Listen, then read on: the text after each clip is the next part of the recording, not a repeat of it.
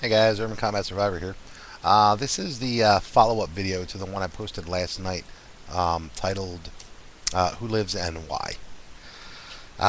First, I wanted to address. I know that a lot of you got frustrated. I got a bunch of messages about this, that the comments were disabled on the video pretty quickly.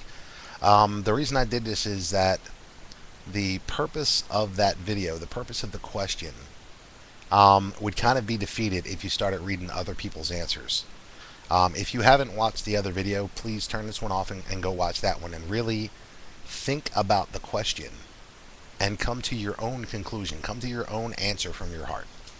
Um, so, if you haven't watched it, click off and go. Um, Now, the reason that I didn't want anyone reading other people's comments before they had a chance to really digest that question and think about it is that really there is no correct answer to that question. What that question is one of the best, if not the best, self-analysis questions that I've ever come across, and I'm going to explain now where that comes from. I'm not going to go into all the layers of depth that can be had from that, because the more time you sit and think about your answer, the more depth you will get from it as an awareness of yourself. So, okay, what that is it's an analysis of where you truly believe power lies. The reason that there's no correct answer is that in order for me to believe that my answer to that question is the quote correct one, would be for me to be so arrogant that I believe that your worldview, if it is different than mine, cannot be correct. And since it's your worldview, it would be ludicrous of me to think that my worldview is better than yours. That's one of the beauties of individuality. That's one of the strengths of personal and individual responsibility and growth. So let me explain a little bit. Like I said, I'm not going to go into all the layers of depth that you can get from that, but I'll give some surface stuff. And then if you really are interested in it, you can sit and really think about that question, and more importantly, think about your answer and why you came to it. If you believe that the king, if you answered that the king lived, and that the man with the sword dispatched the other two, well, what that reflects is that you have a belief that true power lies with the government.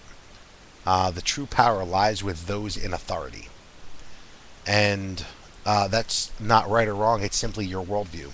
If you chose the priest, it could mean either that you believe the true authority, the true power in the world lies with the church, or it could mean that you believe true power lies with God.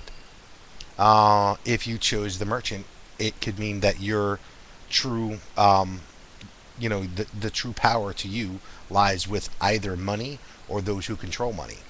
If you chose the man with the sword, it could mean that you believe that those with power, with physical might, are the ones who truly rule the world. Or it could also mean that you believe the power lies with the people, with the governed, not the government. Now, I didn't give all of the possible answers there because there's as many possible reasons for what you chose as there are people in the world. Everyone has a unique world perspective, and that question is kind of unique in its ability to really expose. If you sit and think about it, it's unique in its ability to really expose to yourself what your worldview is. And that's another reason that I turned the comments off. I didn't want people to feel like that I kind of hoodwinked you into exposing something about yourself once I explained in this video what that question was really all about. So now I'm going to leave comments on in this video so that if you do want to give your answer, you can do so with the full knowledge that you're really giving a solid insight into your worldview to the people out there on YouTube and out there in the world.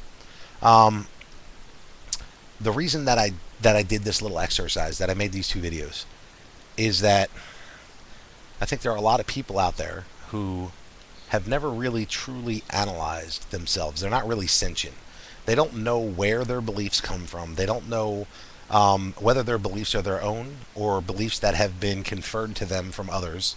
Throughout our lives, especially when we're young, we give intellectual authority to those that we think know more than us.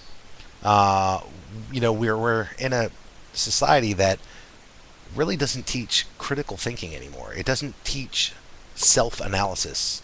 It doesn't teach you to analyze internally or externally pretty much anything.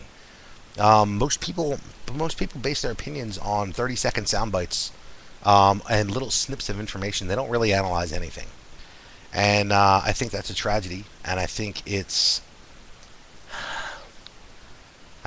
leading to a society of people whose depth is questionable, whose depth of character and depth of person is questionable. I think it also, I think it's a product of the fact that the school system doesn't teach critical analysis for a reason. They don't want you to ever question things.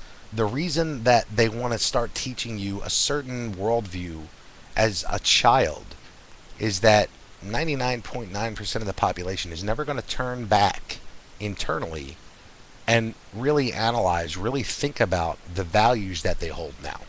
They're not going to think about where they came from. Most people will just believe that that's just their belief. They've come to it on their own. And the reality is, when you were a kid, the vast majority of your values were planted in you. Unless you have, as an adult, gone back and, with reason alone, analyzed each one of those values, analyzed each seed that had been planted in your moral landscape, and who planted it and why they planted it. Did they have your best interest at heart? Or were they misinformed? Is it someone possibly that you have since understood that you disagree with on many things, but never really analyzed the seeds of morality or character that they'd planted when you were young enough and influenceable enough to let them do so? So the point of that question is, one, to truly self-analyze where you believe power lies. Do you believe power lies within the individual, within the mass population, within the people, within the governed, within the governors, within the authorities, God, the church, money? Where do you believe power comes from? And more importantly, do you know how you came to that belief? Do you understand where the seeds were planted that grew that belief inside you? If you don't, go back and look at it. Because I think that what will happen is, if people start looking internally, if people start really combing through all of the different beliefs and really get down to the core foundation of the character of your person, you're probably going to find that that foundation isn't built on your values. It's passed to you. It's conferred onto you from someone else. So until and unless you actually analyze each little brick of that foundation, each little block of that foundation, you haven't really chosen your worldview. You haven't made an informed, reasoned decision on your own worldview. Don't you think that's kind of tragic? It's just a question. I hope that those who were frustrated now understand why I knocked off the comments on the other video. And I hope that if you didn't take the time to really self-analyze in that question, I hope that you do now. I hope that you sit back, not just where your worldview of power comes from or who has power. I mean everything. Question everything you believe, every perception that you have. Because the values of our forefathers aren't the values that have been given to us.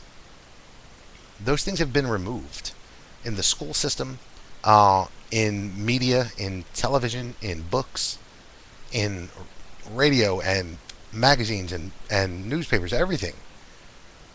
There's been I mean, there's been a slow hijacking. The average person in this country identifies morally, politically, and religiously very differently than the average teacher does, than the average reporter does, than the average artist does. People with a specific worldview gravitate towards those things for a lot of reasons. It may not be that they have an agenda and they want to instill these things in children like school teachers. It may just be that that's what they believe and they believe they can make a positive change in the world. But they're choosing your worldview if you don't analyze for yourself. Children are no longer taught to critically analyze anything. Children simply accept. How many of you out there hear things and simply accept them?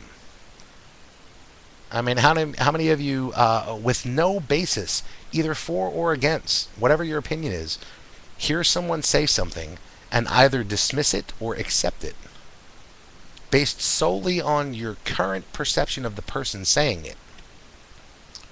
How many factoids or beliefs have you logged in your head that are now part of the structural foundation of the moral character of who you are? That if you went back and looked at it from today's knowledge, from your wisdom at this point, that you never would have adopted. I bet you it's a lot.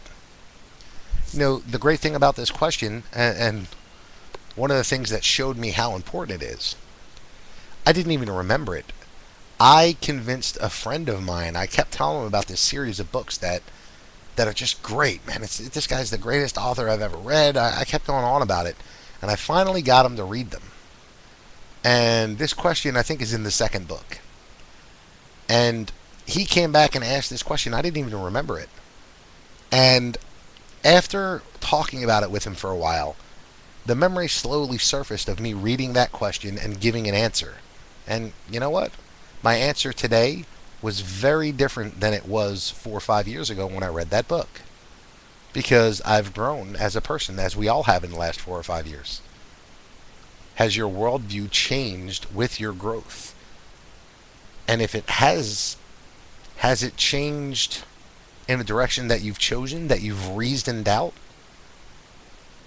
Or are you more like a leaf on a stream, just following the flow of what's put in front of you, without ever really putting an effort or will or reason in your own intellectual choices?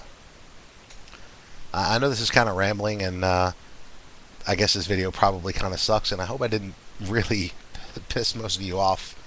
I got some pretty angry messages about disabling comments, so the comments will be on this video. So comment away, but I hope that you really think now. I hope that this little seed that I've intentionally tried to plant of critical analysis, of reasoned thought, I hope that little seed, I hope you nurture it intentionally, with reason, willfully, and help it grow. Wow, that was pretty fucking dramatic, huh?